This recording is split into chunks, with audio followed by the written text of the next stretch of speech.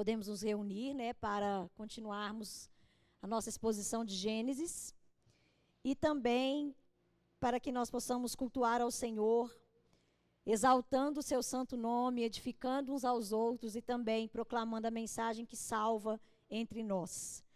Nós estamos aí numa sequência da exposição do livro de Gênesis. Nós chegamos aqui então no capítulo 12. Gostaria que você abrisse a sua Bíblia, então, Gênesis 12. Nós vamos ler hoje, a nossa exposição vai até o versículo 9. Então, Gênesis 12, do 1 ao 9. Eu estava comentando com o Mori. Tem que começar, Rafa? A hora que for começar, já começou? Ah, então tá bom. Obrigada, isso é ótimo, esqueci. Estava comentando com o Mori que, a hora que eu olhei o capítulo, eu li o capítulo algumas vezes e eu pensei, de boa pregar esse capítulo inteiro. Gente, eu arrependi porque eu não fiquei só até no terceiro versículo, porque aí até o 9 já foi desafiador, tá? A palavra de Deus é muito rica, né? Então, esse capítulo 12, nós vamos ver aí o chamado de Abraão. No caso aqui, ele ainda é Abrão ainda. Então, Gênesis 12, versículo 1, Moisés, inspirado pelo Espírito Santo, está registrando a palavra de Deus. Então, o Senhor disse a Abrão: saia da sua terra, do meio dos seus parentes e da casa de seu pai, e vá para a terra que eu te mostrarei. Farei de você um grande povo, e o abençoarei, tornarei famoso o seu nome, e você será uma bênção. Abençoarei os que te abençoarem, e amaldiçoarei o que te amaldiçoar. E por meio de você, todos os povos da terra serão abençoados. Versículo 4, partiu Abrão, como lhe ordenara o Senhor, e Ló foi com ele. Abrão tinha 75 anos, quando saiu de Harã. Levou sua mulher Sarai, seu sobrinho Ló, todos os bens que havia acumulado, seus servos comprados em Harã. Partiram para a terra de Canaã e lá chegaram. Abrão atravessou a terra até o lugar do carvalho de Moré, em Siquém. Naquela época, os cananeus habitavam nessa terra. Versículo 7, o Senhor apareceu a Abrão e disse: à sua descendência darei essa terra. Abrão construiu ali um altar dedicado ao Senhor, que lhe havia aparecido. Dali prosseguiu em direção às colinas ao leste de Betel, onde armou acampamento, tendo Betel a oeste e Ai a leste. Construiu ali um altar dedicado ao Senhor e invocou o nome do Senhor. Depois, Abrão partiu e prosseguiu em direção ao Neguebe. Amado e glorioso Deus, o nosso coração é grato pelo registro das Sagradas Escrituras, pela tradução na nossa própria língua, aonde podemos, ó Deus, mais uma vez sermos alimentados. Que a Tua palavra, ó Deus, seja iluminada para nós e que todos tenhamos aqui uma rica oportunidade de olharmos para o autor e salvador da nossa vida, aquele que nos chamou das trevas para a sua maravilhosa luz. No nome de Jesus nós te agradecemos. Amém. Amém, meus amados. O versículo-chave que a gente vai ter aqui para essa ministração de hoje é o versículo 1. Então o Senhor chamou, disse a Abrão: saia da tua terra, do meio dos seus parentes, da sua casa, e vá para a terra que eu te mostrarei. Então nós teremos aqui uma introdução, recapitulando aí o que a gente já conversou até hoje, do livro de Gênesis. Depois eu vou fazer com vocês um breve panorama do versículo 1 ao versículo 9 desse capítulo 12. E aí nós vamos ver sobre o chamado geral e o chamado eficaz de Deus. E também concluiremos com uma aplicação final. O livro de Gênesis, ele é o livro que lança os princípios, que lança a base, tanto para o Antigo Testamento como para o Novo. E ele também é o livro mais atacado, seja por ateus, seja pela teologia liberal, que quer falar que o que está ali em Gênesis é utopia, é mítico, é é uma questão de que é uma historinha sendo contada. Os teólogos liberais vão atribuir a Gênesis a mesma credibilidade que você dá para Chapeuzinho Vermelho e o Lobo, para os 3 porquinhos. Eles vão dizer que é uma história da cultura judaica. Esse livro, ele é o livro mais atacado pelos incrédulos, pelos ateus, aonde vai dizer, não é possível que você, tão inteligente assim, vai acreditar em Adão e Eva, vai acreditar que Deus fez como fez todas as coisas. Esse livro é um livro extremamente atacado. Nós concluímos semana passada com o Mori, que foi o primeiro bloco. Gênesis de 1 a 11, você tem um bloco. 12 a 50, você tem o chamado segundo bloco. O primeiro bloco foi aonde a gente viu os princípios de tudo. A criação de todas as coisas, Deus criando o mundo e também criando o homem à sua imagem e semelhança. Nós vimos também a desobediência do homem e a consequência da queda. E Deus estabelecendo desde então, isso aqui tem ficado muito fixado nos nossos corações, que são as 2 descendências. Lembra que Deus falou para a serpente, a partir de agora, estou colocando uma inimizade entre você e a mulher, entre a sua descendência e o descendente dela. Essa história que está sendo contada, está nos mostrando que a partir de Gênesis 3,16, Deus tem 2 descendências. Você tem a descendência da serpente, aqueles que seguem a Satanás e as suas obras más, e aqueles que vão seguir a Cristo, aqueles que apontam para o descendente. Essa linhagem judaica, chamada por Deus, vai chegar em Cristo, e agora, a partir de Cristo, todo aquele que nasce de novo é feito povo de Deus. Também vimos nesse bloco, primeiro, as promessas que esse descendente pisaria a cabeça da serpente, e ali realmente o povo de Deus teria o seu perdão dos pecados. Vimos também o estabelecimento da linhagem do descendente a partir do que foi confiado a Adão. Então a gente passou ali pelo capítulo 5, vendo que a linhagem começa em Adão, no qual foi confiado a promessa de Deus, o culto público e também a transmissão do conhecimento da lei de Deus. Então, já em Gênesis, de 1 a 3, nós vimos ali a monogamia estabelecida, o dia do Senhor sendo estabelecido como o dia do descanso e também a transmissão oral. Essa linhagem, que a partir de Adão passa por 7 e chega até Noé, vamos ver então Noé sendo extremamente abençoado, protegido, preservado pelo próprio Deus, quando a humanidade havia se corrompido. O juízo de Deus ali vem para toda a humanidade, porém Noé e a sua família é salvo numa arca. Lembra? Deus faz uma aliança com Noé e ele o salva. E a partir de Noé, então, você vai ter a corrupção novamente da sociedade, mostrando que o homem anseia ser autônomo de Deus. Então nós chegamos no capítulo 11, onde nós vimos Babel sendo construída e o homem ferindo o decreto de Deus, não obedecendo o decreto de Deus que era de se espalhar. Eles estão se concentrando num único lugar, mostrando ali o que a gente ouviu na última exposição, faremos o que nós achamos melhor. Nós não queremos obedecer a Deus. E desde a queda, a autonomia do coração humano, ela grita. No finalzinho de Gênesis 11, então, Moisés registrando ali toda essa genealogia, nós vemos agora que nós chegamos em Tera, que é descendente de Sem, um dos filhos de Noé. E Tera vai ser, então, o pai de Abrão. É aqui que a coisa começa a ganhar forma.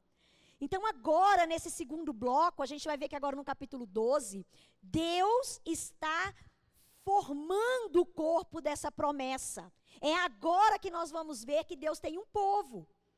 Até então, Deus estava lançando os alicerces ali de compreensão. Mas agora, em Abrão, Deus vai dizer, farei através de você um povo. Então, lembra? Descendente, Adão, toda a linhagem, Noé, Sem, Tera. Chegamos aqui agora na promessa de Deus, que ele fará de Abrão um povo. E a grande ironia, né, gente? Deus promete fazer um povo de um casal estéril. Esse é o nosso Deus. Esse é o nosso Deus. Aos nossos olhos, impossível. Para Ele, Ele faz vir tudo à existência pela sua palavra, pela sua promessa. Vimos que Abrão morava em Ur dos Caldeus, no sul da Mesopotâmia.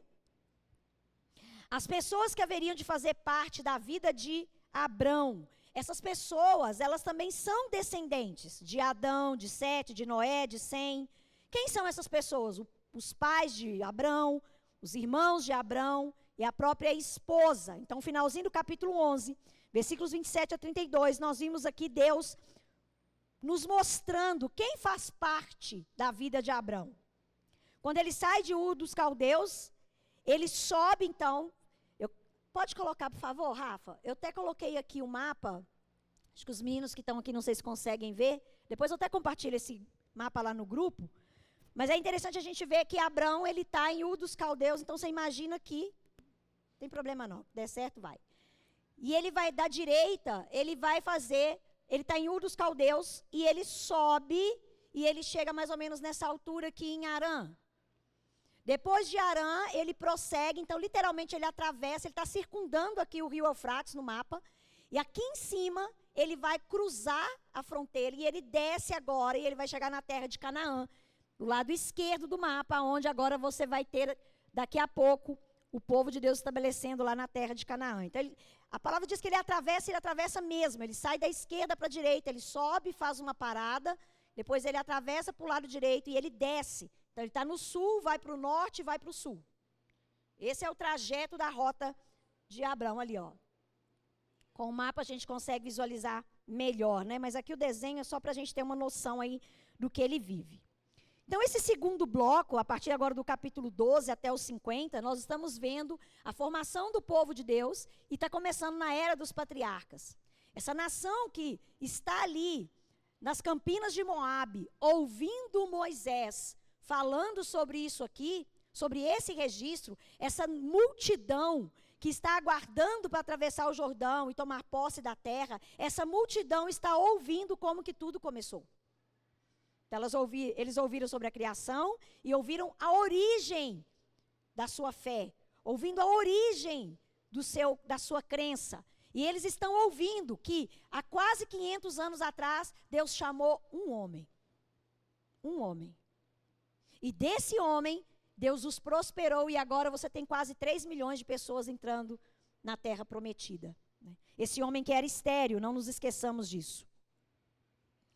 Então vamos aí para um panorama geral desses 9 versículos do capítulo 12.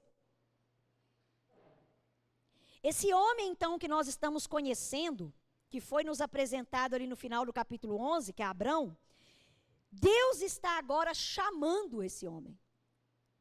E eu gostaria muito que você guardasse essa palavra, chamando. Chamando para que ele largue todo o seu conforto, todas as suas raízes, para que ele deixe para trás a terra que ele viveu, que ele construiu ali uma história, que ele largue tudo isso para ele ir para um lugar aonde Deus vai mostrar. É meio irônico, porque parece que Deus está te pedindo para você trocar o certo pelo incerto. Você tem uma certeza, não, aqui é a minha casa, minha família, minha cidade, você tem uma certeza. Deus fala com você, com Abrão assim, e fala conosco também. Larga tudo isso. Eu estou te chamando. Eu estou te chamando para que você deixe as coisas certas dessa vida e vai para um lugar que eu ainda vou te mostrar. Uau! Tem que ter muita fé, não tem? Não é à toa que Abrão vai ser um dos símbolos no Novo Testamento como o pai da fé. Nesse chamado, nós temos promessas feitas da parte do próprio Deus. E também uma resposta em obediência, por fé, de Abraão. Também como ele chega em Canaã, demonstrando publicamente a sua fé em Deus. Vimos aqui no final da narrativa dos versículos 8 e 9, que ele chega em Canaã, publicando a sua fé. Ele não esconde, ele não se acanha, pelo contrário, ele coloca altares e ele publica a fé dele para que todo cananeu sabe quem é o verdadeiro Deus. Esse chamado de Deus a Abrão, nós podemos ver que ele é um idólatra, morando no meio de um povo idólatra, sem conhecimento de Deus, sem buscar o Deus verdadeiro, e o Deus verdadeiro vai ao encontro dele. E não foi assim comigo e com você? Preparando essa palavra, eu estava me lembrando de quando eu me converti. Deus veio até mim quando eu não o procurava. Quando você teve a revelação de quem Deus é, Ele veio até você quando você não o procurava. Esse é o nosso Deus. Nós jamais procuraríamos a Deus. Pelo contrário, nós resistimos e fugimos de Deus, mas Ele vem ao nosso encontro quando nós não estamos procurando por Ele. Esse chamado desse versículo 1 acontece quando Abrão ainda está em Ur, na Mesopotâmia. A cena está sendo descrita quando ele está em Harã. Aqui é bem interessante para a gente ter uma compreensão melhor do texto. Porque você tem aqui uma referência, quando começa a falar, então o Senhor Deus disse a Abrão, sai da tua terra. A impressão que você tem é que ele está em Ur. Aí depois você fica meio perdido, porque você fala, gente, mas ele não estava em Ur, agora ele está em Harã. Onde que ele está? Né? Onde está o Oli? Onde que está Abrão? Lá em Atos, capítulo 7, versículos 2 e 3, por isso que é maravilhoso, né? Um texto, sempre um texto obscuro vai ser respondido por outro texto mais claro na Bíblia. Então, o sola escritura é isso. Você não tem direito de interpretar a Bíblia. Eu não tenho direito. A Bíblia interpreta a própria Bíblia. E olha aqui Estevão, no seu discurso, esclarecendo essa informação. Atos 7, 2, 3. Então respondeu Estevão, irmãos e pais, escutem. O Deus da glória, que apareceu a Abrão, nosso pai, quando ele ainda estava na Mesopotâmia, antes de morar em Harã, e lhe disse, sai da tua terra, da tua parentela. Então, quando ele recebe o chamado de Deus, não é quando ele está em Harã. Ele ainda estava na Mesopotâmia. Ele ainda estava ali com a sua família. Então, esse chamado, quando a gente está lendo aqui no capítulo 12, versículo 1, esse chamado já havia acontecido alguns anos atrás. Moisés deixa para fazer a referência aqui. Nesse momento que ele está em Harã. Mas ele recebeu o chamado de Deus quando ele ainda estava lá em Ur dos Caldeus. O melhor seria uma tradução aqui, e a NVT fez isso muito bem, seria falar assim, ó, quando Deus tinha dito a Abrão. Ao invés da gente... Porque o disse aqui, não quer dizer que as outras versões estão erradas, não. Porque o disse aqui, no tempo verbal hebraico, é um disse assim, ele já havia falado antes. Não é um disse, é um passado concreto. Então, Deus já havia falado antes. Um passado anterior que já havia acontecido. Estevão, então, está esclarecendo para nós aí que quando Deus apareceu, esse Deus glorioso, né? E Estevão dá essa ênfase. Que o Deus que está aparecendo para Abrão é um Deus glorioso. Por que essa informação é importante? Porque Abrão é idólatra, no meio de um povo idólatra que idolatra vários deuses. Inclusive, você tem uma deusa que é a chamada deusa da lua, nessa região suméria. E o fato do nome Abrão ser pai exaltado, quer dizer, o pai que olha para cima. Então, há uma grande possibilidade de Abrão ser, inclusive, fazendo leitura para a lua, para as estrelas. Porque pai exaltado não quer dizer que ele é maior do que todos. Quer dizer que ele olha para cima. Ele olha para o alto. Ele é exaltado porque ele olha para o alto. E provavelmente é uma referência aí à tradição rabínica. Ela vai, inclusive, afirmar isso. Que pela tradução do nome dele, quer dizer que ele fazia leitura dos astros, da lua, das estrelas. Então, nós vimos aí mais uma vez que ele está bem longe de Deus, né? Lembrando que depois de Babel, as pessoas foram espalhadas e Deus, ele não é tão conhecido assim. Deus, não é todo mundo que conhece Deus, que cultua Deus. E Abrão está no meio dessas pessoas que não cultuam a Deus. Abrão está no meio do povo pagão.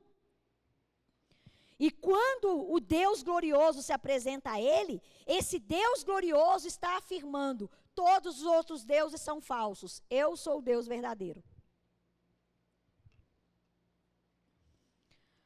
Josué também vai dar uma afirmação sobre isso, lá no capítulo 24, versículos 2 e 3. Ele vai estar lembrando ao povo que já está estabelecido na terra, né? Josué 24, 2 e 3. Então disse Josué a todo o povo: assim diz o Senhor Deus de Israel, antigamente os pais de vocês, incluindo Tera, pai de Abrão e de Naor, viviam do outro lado do Eufrates, olha lá, ó, da onde eles saíram, ó. Do outro lado do Eufrates, serviram a outros deuses. Eu, porém, eu quem? O próprio Deus. Trouxe Abrão, o pai de vocês, do outro lado do rio e o fiz percorrer toda a terra de Canaã. Então você vê ali, o próprio Deus é que levou Noé a fazer esse percurso. Contudo, quando Deus escolhe soberanamente esse arameu idólatra, esse homem que não buscava a Deus como eu e você, Deus está dando uma ordem muito enfática para ele, e essa ordem também nos foi dada quando nós conhecemos o nosso Deus. Sai da tua casa. Sai dos teus parentes. Sai da terra em que você está estabelecido e vá para um lugar onde eu te mostrarei. Deus está fazendo promessas a esse Abrão, então ele chama, mas ele também faz promessas. Entre essas promessas, Deus está dizendo: farei de você uma grande nação. E como eu disse, isso deve ter sido muito louco na cabeça de Abrão, porque Abrão não tinha filhos. Como que eu vou gerar uma grande nação, sendo que a minha mulher é estéril? Deus também está fazendo uma garantia no versículo 2 desse capítulo 12. Eu abençoarei você. Abençoarei. Muitas vezes, esse pedido de Deus, pedido não, essa ordem, né? Deus não pede, o rei não pede, o rei ordena. Sai da tua casa, sai do seu lugar de segurança, dá a impressão que você está perdendo algo. Quem nunca, ao se converter, ficou com a sensação que você estava perdendo algo? Não, mas eu perdi todos os meus amigos. Eu perdi algumas seguranças que eu tinha. Antes a minha família era com um tipo de relacionamento comigo, agora porque eu sou cristão, eles não têm mais esse tipo de relacionamento comigo. Dá a impressão que você está perdendo, mas Deus é o Deus que diz: eu abençoarei você. Abrão, quando ele sai aqui de Ur dos Caldeus e chega em Harã, quando ele chega em Harã é quando o pai dele morre. E desse momento da onde ele saiu de Ur até Harã, ele enriqueceu muito. E Deus está falando para ele: eu vou te abençoar muito mais do que isso. Muito mais do que você consegue imaginar. O Deus da glória está falando para Abrão: eu não sairei do seu lado. Uau! Deus continua com as suas promessas. Eu vou engrandecer o seu nome, Abrão. Lembra de Babel, aonde eles queriam ter um nome grande e Deus falou: nananina não. O propósito do coração de vocês é carnal, é pecaminoso. E agora interessante que Deus fala com o homem: eu vou fazer seu nome grande. Então nós temos cristãos com grandes nomes na terra? Temos. Temos pessoas que Deus vai fazer o nome ficar relevante, ser lembrado, ser confiado, sei lá, um grande ofício, seja ele de trabalho ou um grande ofício vocacional. Nós temos nomes que Deus exalta, mas a diferença está aqui: quem exalta é Deus. Quem levanta o nome é Deus. Se eu quiser levantar o meu nome, Deus não irá aprovar. Mas se Ele quiser levantar o seu nome, Ele irá aprovar, porque atenderá a um propósito dEle, não um propósito egoísta daquele que quer levantar o seu próprio nome. Deus está dizendo para ele: eu farei de você uma bênção. E aqui você tem uma referência que essa bênção não é somente para Abrão. A Rê comentou aqui agora. Realmente, o que Deus entrega para Abrão, Deus está falando para ele: eu vou te abençoar, e isso será tão grande que todos que estiverem com você serão abençoados. Todos que caminharem com você serão abençoados. E na sequência Deus vai falar para ele, né? Em você serão benditas todas as nações da terra. Aqui no hebraico também pode ser através de você. Então Deus está falando: olha, Abrão, eu estou fazendo de você um povo. Esse povo é o povo que caminha comigo, e através de você, todo aquele que vier para esse povo será abençoado. Também pode ser traduzido para cabeça de povo. Então Abrão é o cabeça. E Abrão é o cabeça das 3 maiores religiões mundiais: cristianismo, judaísmo e o islamismo, né? Tudo vem dele. O interessante aqui é que Deus está falando: por meio de você, Deus está fazendo uma referência à descendência. E essa descendência aqui no hebraico, ela se refere no singular, ou seja, está apontando para Cristo. Então, onde que todas as famílias da terra serão abençoadas através de Abrão? Abrão é o cabeça do povo que vai ser gerado. Esse povo aponta para o descendente, e através de Cristo, todas as nações, todas as famílias terão seus pecados perdoados. Claro que não é todos aqui no sentido universal, né, gente? Todos terão acesso, ouvirão a mensagem, e os eleitos, claro, em cada nação atenderá a esse chamado. Daqui a pouco a gente vai falar mais sobre isso. Na sequência, aí Deus vai dizer: abençoarei os que te abençoarem, e amaldiçoarei o que te amaldiçoar. É interessante que algumas versões vai trazer tudo no plural. Abençoarei os que te abençoarem, amaldiçoarei os que te amaldiçoarem. A NAA foi a que foi mais fiel, e a ARA também já fazia isso, que a NAA é a ARA atualizada, né? A versão. Mas aqui não está no plural no hebraico. No hebraico, eu amaldiçoarei quem te amaldiçoar, está no singular. E qual que é a interpretação aqui que os teólogos e os comentaristas de panorama do Antigo Testamento vão fazer? Então, abençoarei os que te abençoarem, plural. Amaldiçoarei os que te amaldiçoarem, singular. Dando ênfase que Deus tem mais para abençoar do que para amaldiçoar. E essa bênção e maldição, ela está condicionada ao trato a Abraão e ao trato a Cristo.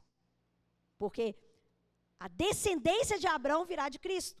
Desculpa, o descendente que é Cristo virá de Abraão, virá desse povo.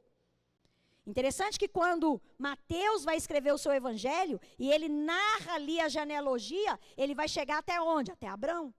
Porque ele está escrevendo o evangelho com foco para os judeus, e os judeus ali têm Abrão como pai, o nosso pai, Abraão. Então, Cristo é esse que vai ser a oportunidade para que todos sejam abençoados, mas como eu trato Cristo é que determina se eu sou abençoada ou amaldiçoada. Esse trato, essa resposta. Cristo se revela a nós. Como que eu respondo? Aqui agora, nesse momento desse capítulo 12, nesses 2 primeiros versículos, não, 3, né? Nos 3 primeiros versículos, nós temos, de uma forma muito clara, como não estava até agora, até Gênesis 11 não tinha tanta clareza, mas agora nós temos uma clareza maior daquilo que foi dito lá no Jardim do Éden. A chamada de uma pessoa, a constituição de uma nação, a promessa de um descendente dessa nação, na qual esmagará a cabeça da serpente, e a promessa de que todas as nações seriam benditas através do acesso a esse descendente. Também, na sequência aí dos versículos 4, 5, 6 e 7, nós vamos ver a obediência pela fé como resposta de Abrão. Vamos ler novamente os versículos. Partiu, pois, Abrão, como o Senhor lhe havia ordenado. Então, prontamente, ele responde ao seu chamado. Ló foi com ele. Lembra que ele está aqui ainda em Ur dos Caldeus quando ele é chamado. Essa primeira peregrinação que ele chega até Harã, a família ainda vai com ele. Ele está levando ali o seu clã, o seu sobrinho, por ser próximo a ele, está indo com ele. Os teólogos vão dizer, como Pedro vai falar, o justo Ló, pode ser que Abraão estava influenciando Ló com a sua vida piedosa. Então Ló está indo com ele. Abraão tinha 75 anos quando saiu de Harã. Então agora já está contando a partir do momento que ele estava lá em cima. Levou consigo a sua mulher Sarai, seu sobrinho Ló, todos os bens que havia adquirido. As pessoas que lhe haviam acrescentado em Harã partiram para Moré. Nesse tempo os cananeus habitavam na terra. E aqui é interessante, né? Deus pede para ele ir para uma terra. Quando ele chega na terra, você acha que a terra estava lá esperando por ele? Não, a terra estava ocupada. Tinha gente na terra. Eu fiquei imaginando né? Ai, Deus, por que tem gente nessa terra? Nós não somos assim? Nós temos aqui um dos maiores exemplos bíblicos de fé. Por isso que a referência da pessoa de Abrão é uma referência de uma pessoa de fé. E Hebreus 11:1 vai nos lembrar, ora, a fé é a certeza das coisas que se esperam, a convicção de fatos que não se veem. E realmente, não foi Abrão que viu quase 3 milhões de pessoas chegando na terra. Não foi ele que viu, mas ele creu pela fé. Não esqueça, você tem uma promessa. Ainda que ela não tenha concretizado no seu tempo, não quer dizer que Deus vai errar. Jamais. Deus não erra. Gênesis 14:14 vai dizer que quando Abrão soube que seu sobrinho estava preso, fez sair 318 homens dos mais capazes nascidos em sua casa e os perseguiu. Daqui a pouco a gente vai chegar em Gênesis 14, mas eu quis mencionar isso aqui para a gente ter uma ideia da quantidade de gente que estava já com Abrão. Porque se ele fez um ajuntamento de 318 homens nascidos na casa dele, prontos para a guerra, você consegue imaginar quantas pessoas que já estavam com ele ali no seu clã? Lutero vai dizer que essa já era a igreja de Abrão. Daqui a pouco ele vai fazer um culto e Lutero vai fazer essa referência, né? Deus, ele está nos mostrando como que esse homem, pela fé, está obedecendo ao seu chamado. Ele vai atravessar a terra e vai chegar num lugar muito interessante que o texto está descrevendo aí, que é o Carvalho de Moré, que está na cidade de Siquém, que fica ao norte de Canaã. Esses carvalhos, eles poderiam ser usados para aqueles viajantes que estão peregrinando, para aproveitar a sombra, para montar suas tendas, porque você está falando aqui de uma pessoa que migra. Então eles encontram esses carvalhos e eles vão encontrar ali uma sombra, um lugar de refúgio. Porém, esse carvalho aqui, ele tem um destaque, porque ele está nessa região onde é idólatra, e esses lugares eram lugares para culto idólatra. Então, debaixo desse carvalho, as pessoas faziam ali as suas rezas, as suas oferendas para os deuses que eles serviam ali. Abrão está chegando nessa terra, essa terra está ocupada, então ele não chegou lá e estava tudo liberado para ele, como ele deveria ter imaginado. E aqui Abrão vai revelar o seu caráter. Então pensa, ele tem uma promessa, ele é chamado por Deus, ele responde a esse chamado. Quando ele chega, agora eu vou desfrutar. A terra estava ocupada. Abrão poderia ter voltado para trás, Abrão poderia ter tomado qualquer outra atitude. Mas o que ele nos mostra aqui é algo glorioso. Ele revela o caráter de um adorador. Um adorador. Ele vai ali fazer um culto. Então tá aí, ó, versículo 7. Olha Deus reforçando a promessa no coração de Abrão. O Senhor apareceu a Abrão e disse: a sua descendência darei essa terra. Abrão construiu ali um altar dedicado ao Senhor que lhe havia aparecido.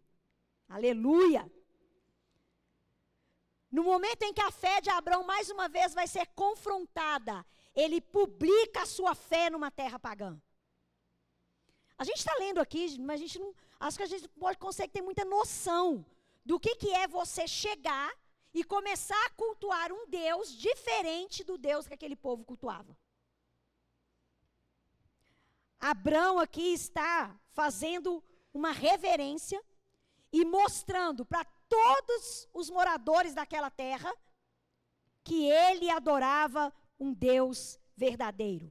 Quando fala de altar, e aqui nós temos o primeiro culto que está acontecendo na terra de Canaã, esse é o primeiro, é a primeira referência. Lembra que o livro de Gênesis vai pontuando as primeiras referências? Então aqui a gente tem a primeira referência de um culto público acontecendo na terra pagã de Canaã. Esse culto, ele vai ter sacrifícios de animais, porque é assim que Deus estabeleceu até então, aonde o sangue de animais cobria pecados. Nós temos o povo ali se reunindo para adorar a Deus. Uma terra onde você tem deuses na Bíblia mencionados como Baal, Milcom, Astarote, Azerá, Moloque, Dagon. Essa adoração pública de Abrão é uma adoração corajosa e que mostra o caráter de um adorador sem temer o que vai acontecer com ele naquele lugar. E aí nós podemos ver a partir de então que a cada lugar que Abrão chega, ele chega no lugar, ele monta a sua tenda e ele coloca um altar. Ele estabelece a sua vida e ele consagra aquilo ali ao Senhor. Gênesis 12, 8, 9. Passando dali para o monte a leste de Betel, armou a sua tenda e edificou um altar ao Senhor. E invocou o nome do Senhor.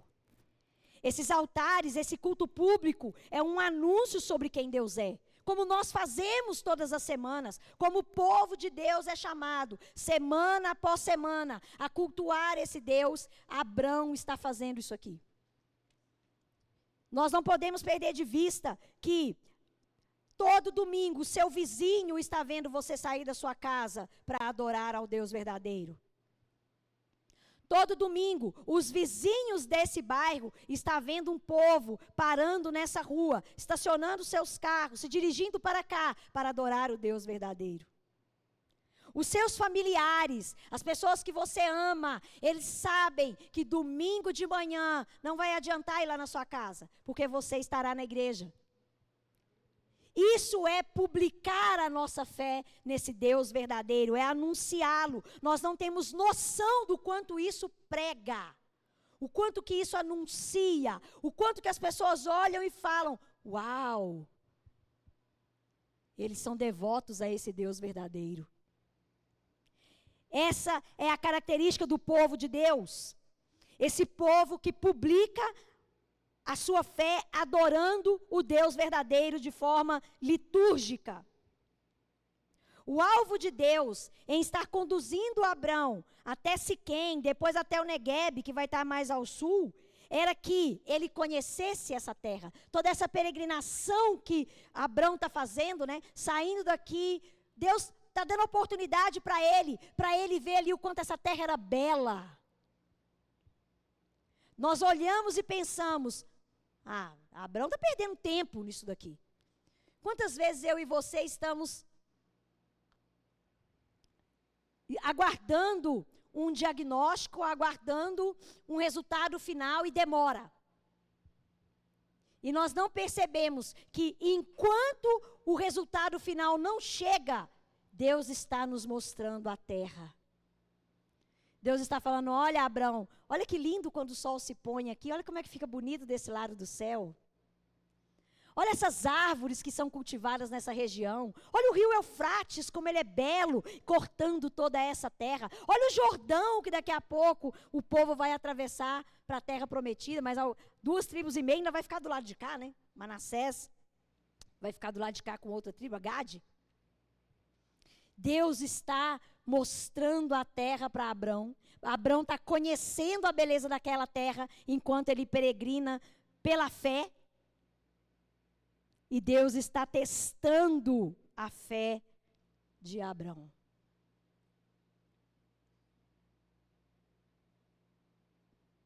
Eu não sei em que momento que você se encontra nessa semana, de forma muito particular.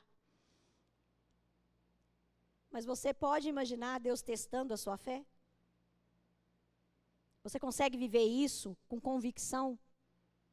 Em falar, Deus, eu confio em Ti. Eu confio no Teu amor. Eu confio que o Senhor está comigo nessa jornada. Indo agora para uma aplicação mais ampla, que aqui agora a gente fez esse breve panorama. Os meninos aí da Escola da Nave, que é a antiga Escola da Nave, né? É porque quando a gente começou o curso ainda era Escola da Nave, né? Na transição aí o curso termina na Escola John Owen. Mas vocês vão lembrar aí do nosso estudo sobre o chamado geral e o chamado eficaz. O que Deus está nos mostrando aqui é que Ele chama, ele dá um chamado geral, todos os povos da terra têm a oportunidade de ouvir o chamado de Deus, todos. E é por isso que nós somos chamados a pregar o Evangelho a todos. Nós somos chamados a anunciar quando nós cultuamos a Deus, quando nós somos devotos a Deus, quando nós temos um testemunho fiel a Deus. Todas essas vezes que nós estamos proclamando, as pessoas estão ouvindo a palavra do Evangelho. Todos têm direito a isso. E esse é o chamado geral. Então, se nós levarmos em conta que Deus está chamando Abrão ali em Ur dos Caldeus, aonde ele está no meio da sua família, todos eles, todos os seus familiares, provavelmente vizinhos, pessoas que moravam ali, tiveram a oportunidade de saber que tem um Deus que chama. Jesus vai nos lembrar em Mateus 22, 14, ele vai contar ali uma parábola de uma festa de casamento, uma cerimônia, que ele chama muitas pessoas para participarem daquela festa, mas as pessoas desdenham aquele convite, não valorizam aquele convite, e ele fala, olha, vai na rua, traga os coxos, os cegos, os mendigos, para que comam na minha mesa. E ali vai ter uma pessoa entre eles, que o texto da parábola vai dizer que ele não tinha veste nupcial, ou seja, ele não estava revestido da justiça para se casar com aquele noivo. E ele vai lançar aquele noivo fora daquela festa. E Jesus vai concluir essa passagem em Mateus 22, 14, dizendo, porque muitos são chamados, mas pouco escolhidos. O chamado geral é para todos, mas quem vai responder serão poucos. O convite do Evangelho não é apenas para os eleitos. O convite do Evangelho é para todos. Porém, somente os eleitos responderão. Mateus 11, 28, 30. Venham a mim todos vocês que estão cansados e sobrecarregados, e eu vos aliviarei. Tomem sobre vocês o meu jugo e aprendam de mim, porque sou manso e humilde de coração. E então vocês encontrarão descanso. Descanso para a sua alma, porque o meu jugo é suave e o meu fardo é leve. Todos têm direito de ouvir essa mensagem, e aquele que quiser descansar em Cristo, encontrará nele descanso. O chamado geral, então, ele está à disposição de todas as pessoas, todas as nações, todos os lugares. Você deve proclamar essa mensagem entre os seus familiares. Eu sei que é difícil, no meio familiar é um dos lugares mais difíceis de nós pregarmos o Evangelho. Porque é justamente no meio familiar onde nós, como cristãos, sofremos as maiores perseguições. Todo aquele que se converte no seu meio familiar, ele vai sofrer perseguição. O verdadeiro cristão, ele vai sofrer perseguição. Ele vai ser hostilizado, ele vai ser chacoteado, ele vai ser resistido. Não tem como. Nós estamos na contramão do mundo. Mas que nós peçamos a Deus, oremos a Deus, Senhor, nos dê a oportunidade de proclamarmos para aquele que está cansado, que o Senhor é o descanso para todos. Já o chamado eficaz, então você tem o chamado geral, que é a proclamação do Evangelho para todas as pessoas. Já o chamado eficaz, ele é o chamado que somente o eleito responde. Esse chamado geral, no coração do eleito, ele não é generalizado. No coração do eleito, ele é uma espada que entra e separa juntas e medulas, e separa alma e espírito, e traz o morto para a vida. Aleluia! Esse chamado eficaz, ele é glorioso. Mateus 11, 27. Jesus está dizendo, tudo me foi entregue por meu Pai. Ninguém conhece o Filho a não ser o Pai. E ninguém conhece o Pai a não ser aquele para quem o Filho quiser revelar. Uau! Somente quem Cristo quiser revelar, isso nos humilha. Porque tira de nós todo o crédito. Somente aquele a quem Cristo quiser revelar, o Pai será revelado. Ou seja, o chamado eficaz vai ser claro naquele coração. Também na pregação do capítulo 4 de Atos, no versículo 12. Atos 4, 12. Pedro está pregando e ele vai dizer, não há salvação em nenhum outro. Porque debaixo do céu não existe nenhum outro nome dado entre os homens pelo qual importa que sejamos salvos. O chamado eficaz nos revela Cristo e Cristo é glorificado nos nossos corações. Atos 13, 48, esse aqui então. Os gentios, ouvindo isto, ou seja, a mensagem do evangelho pelo chamado geral, o contexto do texto é esse no capítulo. Os gentios, ouvindo isso, se alegravam e glorificavam a palavra do Senhor e creram todos aqueles que haviam sido destinados para a vida eterna.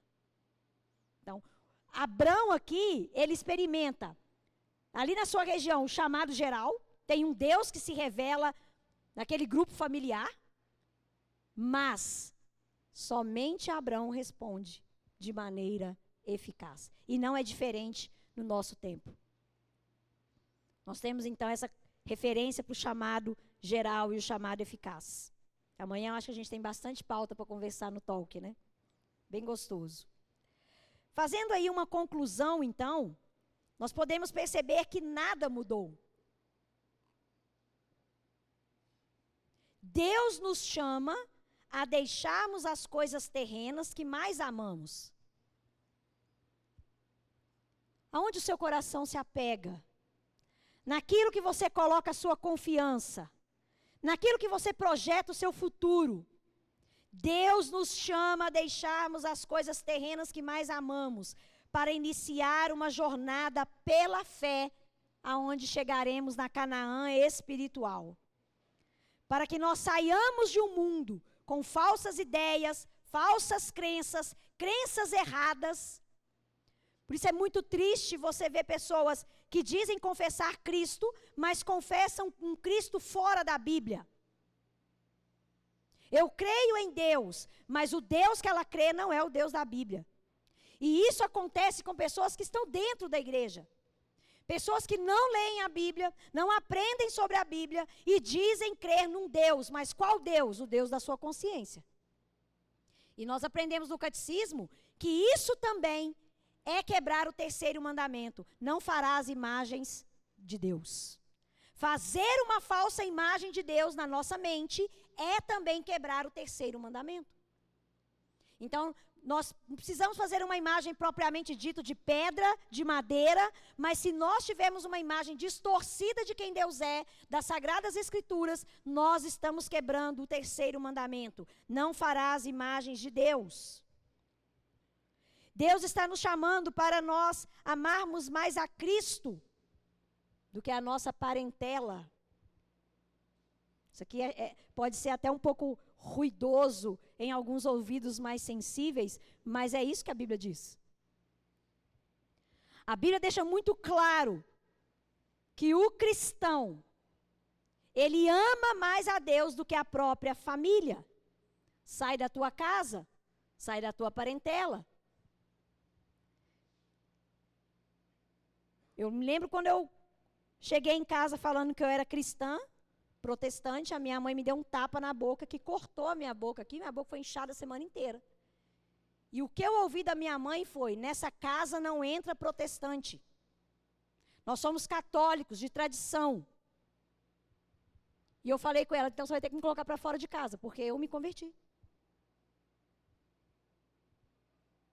É claro que muitos vão começar a repensar: será que eu estou afim de viver esse desconforto, né, com a minha família? Não são poucos os cristãos, quando eles se convertem, quando ele é o único convertido na sua família, aonde ele vai ser perseguido deliberadamente pelos seus. Sofrem exclusão, sofrem críticas, como nós falamos há pouco, são questionados, filhos que são perseguidos pelos seus pais, cônjuges que começam a perseguir um ao outro quando um converte. E isso era uma coisa que me fazia entrar em crise, porque eu me converto e o Mori era desviado. Então, na minha cabeça, ele conhecia o Evangelho. Ele estava desviado, mas ele conhecia o Evangelho. Na minha cabeça era assim. E toda vez que ele ia contra a palavra de Deus, por exemplo, não deixando eu ir na igreja, ou me criticando alguma postura que eu tomava perante o Evangelho, eu ficava louca e eu pensava: como assim ele conhece o Evangelho? Como que ele está falando isso comigo? Mas ele conhecia o Evangelho nessa época geral. O chamado eficaz ainda não tinha ganhado o coração dele. Porque quando meu marido se converteu em 2001, eu não tive mais perseguição dentro do meu casamento. Por quê? Porque agora nós éramos 2 convertidos. Mas nos 6 primeiros anos do casamento, onde só eu era convertida, tinha perseguição. Tinha perseguição na área sexual, tinha perseguição na área profissional, tinha perseguição, qualquer coisa. A minha irmã me colocou em mim um apelido nos primeiros anos: a Santinha. Ah, então agora você é a Santinha. Fazia piada comigo no meio das pessoas. Não se enganem, meus queridos. O chamado do Evangelho vai nos pedir um posicionamento. Sai da sua casa e da sua parentela. Esse sai aqui, ele está fazendo essa referência. Você vai se posicionar como um verdadeiro cristão, e os da sua casa, a começar o da sua casa, vai começar a te perseguir. Primeiro começa: mas para que isso? Você está muito religioso, que bobagem é essa? Ah, não, você está muito fanático. Quando eles começarem a te chamar de fanático, aí você sabe que a coisa realmente está ganhando forma. Deus nos pede para sermos mais fiéis a Ele do que a lealdade que temos com o sangue familiar. Sempre foi assim. A igreja é perseguida em todos os seus campos. Olha aí o que Jesus está dizendo em Mateus capítulo 10, versículos 32 ao 39. Mateus 10, 32 até o 39, que nós vamos ler. O Evangelho vai confrontar os amores do nosso coração.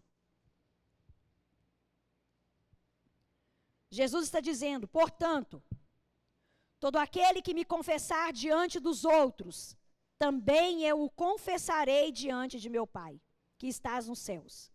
Mas aquele que me negar diante das pessoas, também eu o negarei diante de meu Pai que estás nos céus. Não pensem que eu vim trazer paz à terra. Não vim trazer paz. Palavras de Jesus, hein? Mas espada. Pois eu vim causar divisão. Olha isso aqui. Pois eu vim causar divisão entre o homem e o seu pai, entre a filha e a sua mãe, entre a nora e a sua sogra. Assim, os inimigos de uma pessoa serão os da sua própria casa. Quem ama o seu pai ou sua mãe mais do que a mim, não é digno de mim. Quem ama o seu filho ou sua filha mais do que a mim, não é digno de mim. Quem não toma a sua cruz e vem após mim, não é digno de mim. Quem acha a sua vida, a perderá. Quem não sair da sua casa, da sua parentela, perderá a sua vida.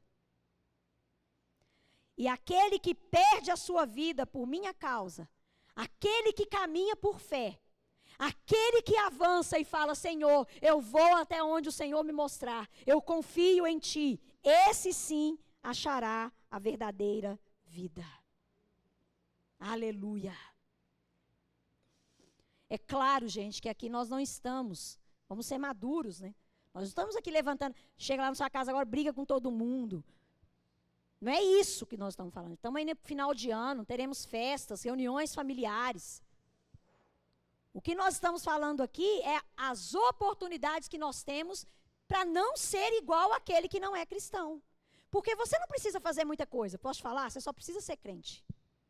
Você só precisa vir no culto todo domingo de manhã.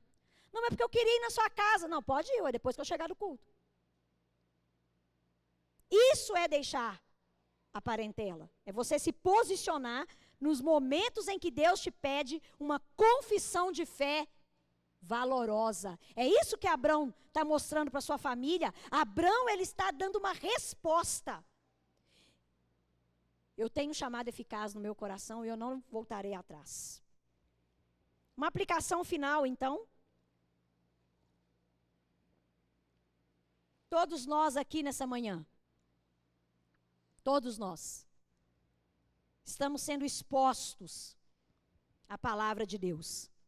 O chamado geral de Deus está aqui para nós. Todos nós que estamos aqui estamos ouvindo. Todos os nossos ouvidos estão ouvindo esse chamado geral. A resposta que vamos dar a esse chamado, se foi apenas algo globalizado, ou se formos despertados para uma verdadeira vida, para o chamado eficaz como Abraão, é que realmente vai provar com os nossos frutos. A forma como nós respondemos a esse chamado, vai mostrar se esse chamado gerou um fruto dele ser eficaz no nosso coração. Um chamado que mostra a confiança plena no Deus que nos supre, que nos ajuda, que é conosco e que tem uma palavra para nós. Estarei convosco todos os dias até a consumação dos séculos. E eu gostaria de fazer algumas perguntas aqui para nós, para que nós possamos ir para casa pensando. Nós seguimos a Deus pela fé?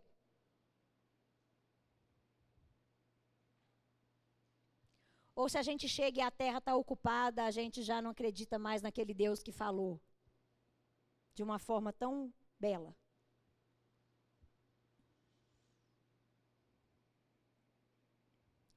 Nós abandonamos as nossas práticas pagãs? Quando Abrão está sendo chamado a deixar ali Ur dos Caldeus, Deus está falando, abandone suas práticas pagãs. Práticas pagãs temos entre nós hoje. Confissão positiva. Confiança na palavra repetida que vai dar certo. Fé na fé. Paganismo puro isso. A nossa fé não é na fé, a nossa fé tem uma pessoa. Prática pagã é não querer sofrer. O nosso Cristo sofreu. E sofrer faz parte do cristão. Ter uma teologia que nega o sofrimento é uma prática pagã. Outra pergunta. Estamos comprometidos em adorar a Deus publicamente? Ou nós negociamos quando nos convém? O dia do Senhor é inegociável para nós? O culto público é inegociável para nós? como Abrão ali, nós estamos dispostos a publicar a nossa fé, mesmo no meio pagão, onde as pessoas não valorizam isso? Eu creio que com essas perguntas e a reflexão, eu vou compartilhar com vocês o PDF desse esboço. Vou colocar lá no grupo e na lista de transmissão dos frequentadores. Eu creio que o que a gente já conversou aqui é suficiente para que nós olhemos para Abrão, que daqui a pouco vai ter o seu nome transformado, e possamos refletir se nós estamos respondendo a um chamado geral ou de forma verdadeira ao chamado eficaz, se nós realmente nascemos de novo. E nesse novo nascimento, se nós temos andado de acordo com aquilo que Deus nos chamou. Se nós realmente temos saído da nossa casa, da nossa parentela, se nós realmente temos deixado para trás as nossas práticas pagãs, e se nós realmente estamos comprometidos a adorar a Deus de forma pública, aonde os outros da terra vejam quem está adorando o Deus verdadeiro. Vamos orar? Se quiser cancelar aqui, Rafa, nós vamos orar com quem está aqui. O pessoal que está aí com a gravação, você pode orar em casa aí, quando você estiver vendo, né?